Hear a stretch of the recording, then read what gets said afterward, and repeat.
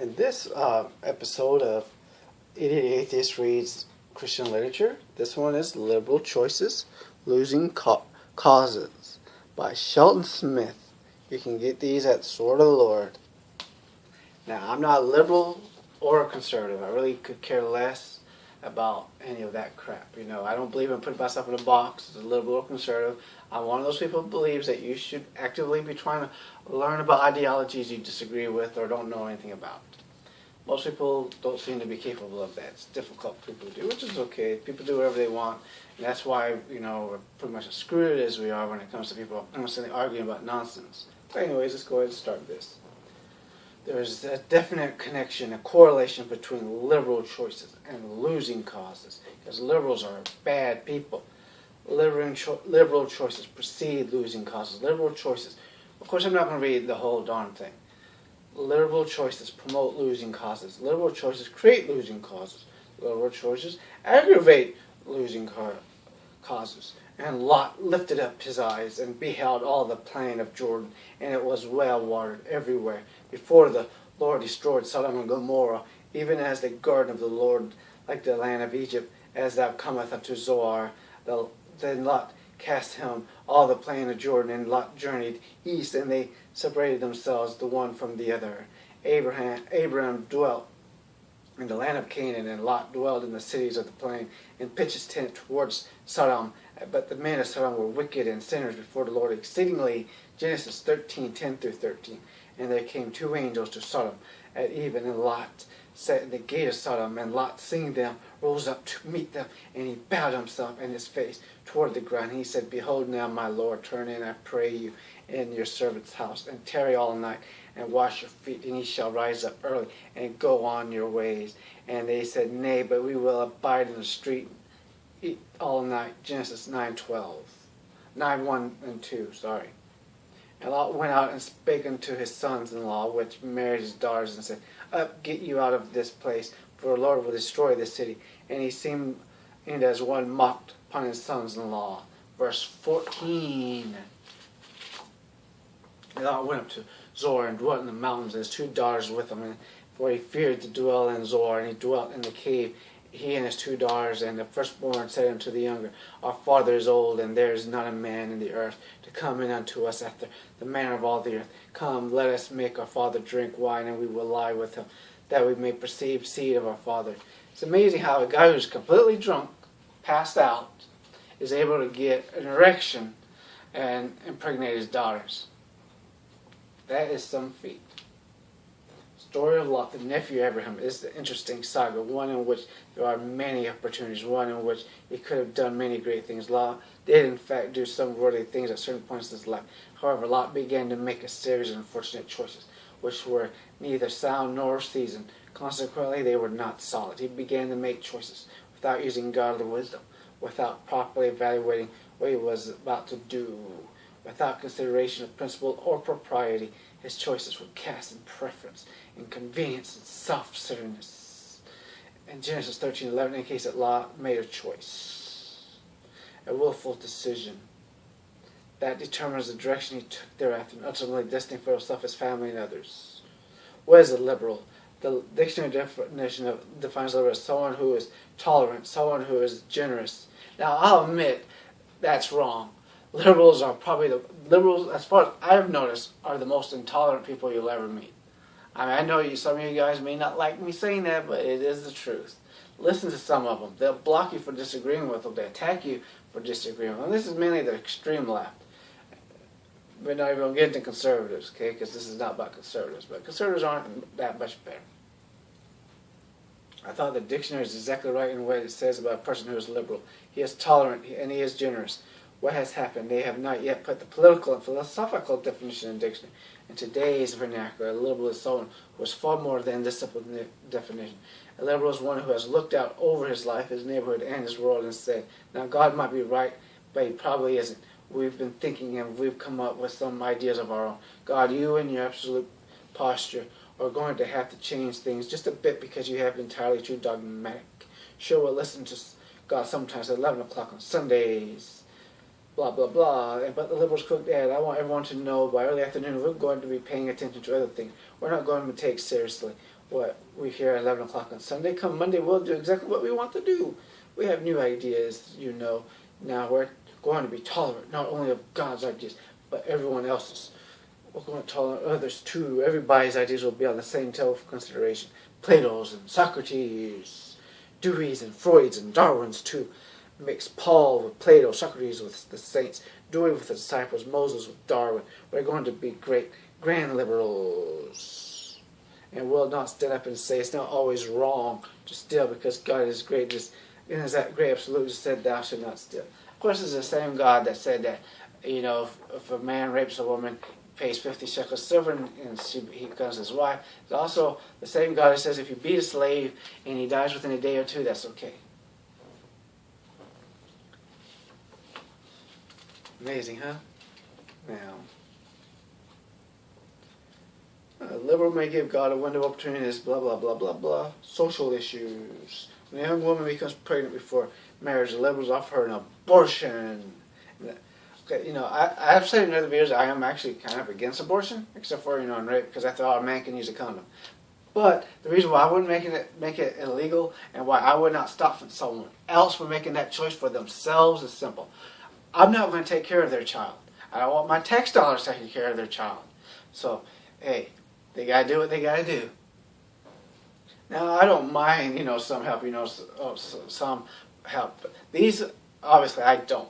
But these people are so conservative, they really don't want none. This is what's so funny about them. They don't want none of their tax dollars to help women who have unwanted pregnancies. They do not. But at the same time, they don't want those women to have abortions. I, on the other hand, don't mind my taxes helping up to a point. I mean, I don't think a person should constantly be spitting out babies just so they can get more tax dollars. That's just my opinion.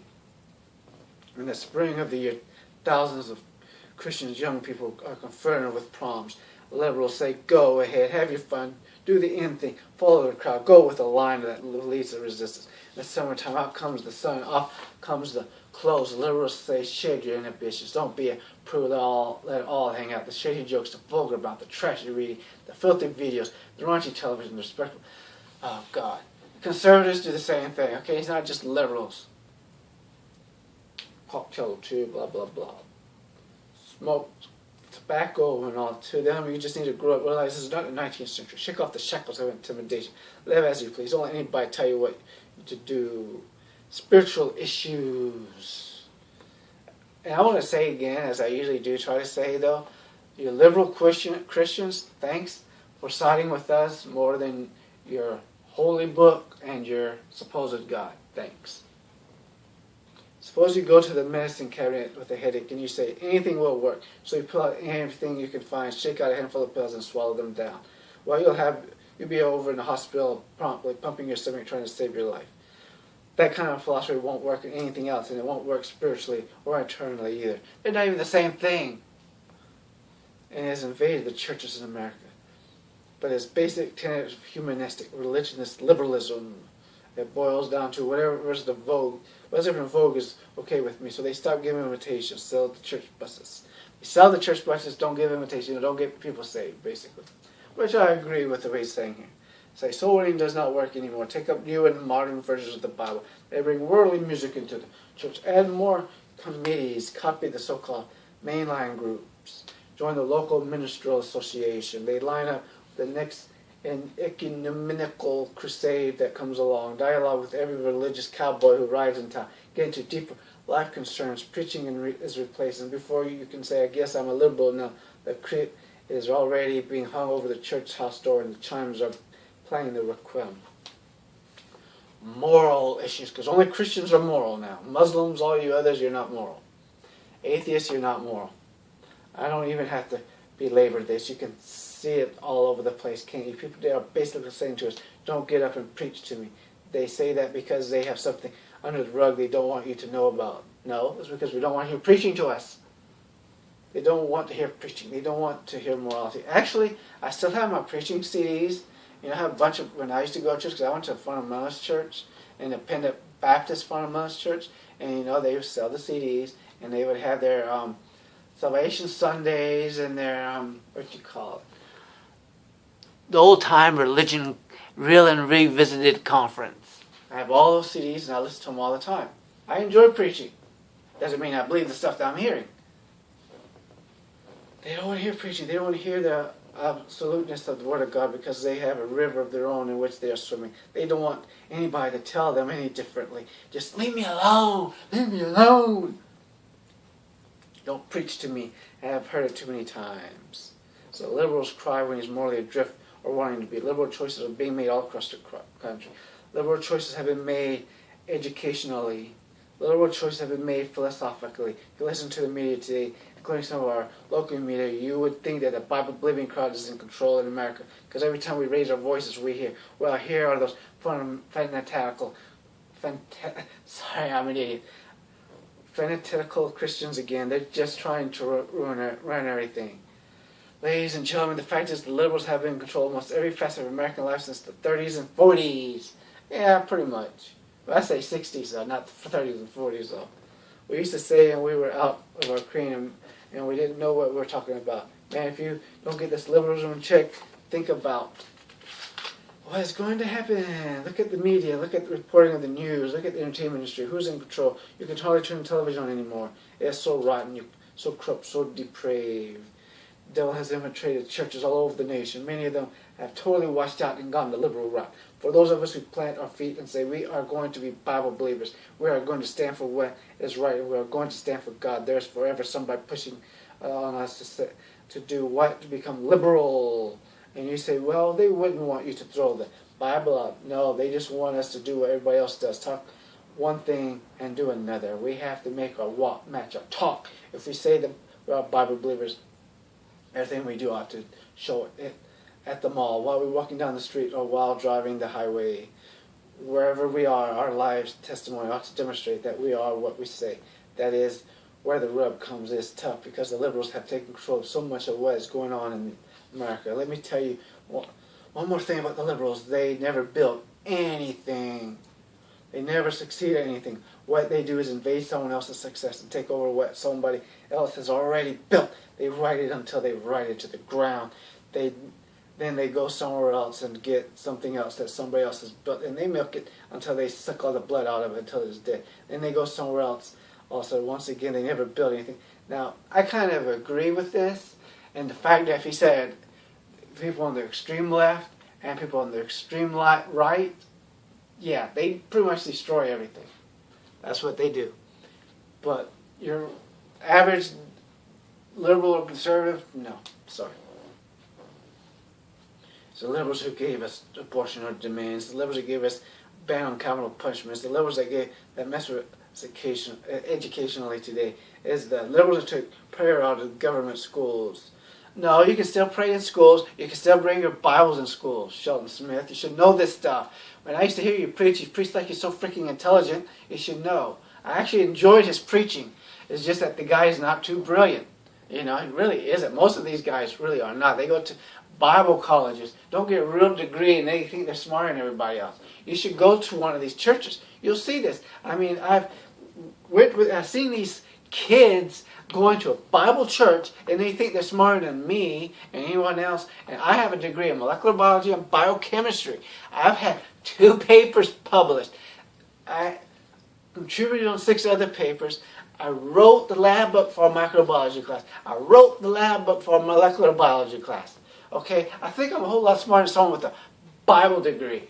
Okay, so girl blocks half the seat that I would just call it the couch. I can't think of what you would call it. The bench. The word just came to me. I am stupid though, but just so she don't have to sit next to me. Of course, she couldn't just sit on another bench. And you see this crap. In their view, the most dangerous thing in America is what is found in God's book. They would defend pornography with every ounce of energy in their being. I've never seen that. Everybody ought to be exposed to pornography, they say. That's not what the Bible says, so they attack the Bible. The mentality of the left-wingers is freedom for porn, but restriction on the Bible. Yeah, right. This is why I'm presenting this stuff to you, and this is why you guys need to read these things. You got to know what they're saying. You really do. Just like they should know what you guys believe, but they won't. Neither of you guys are going to do that. Try to learn what other people are saying and believe, learn other people's ideology.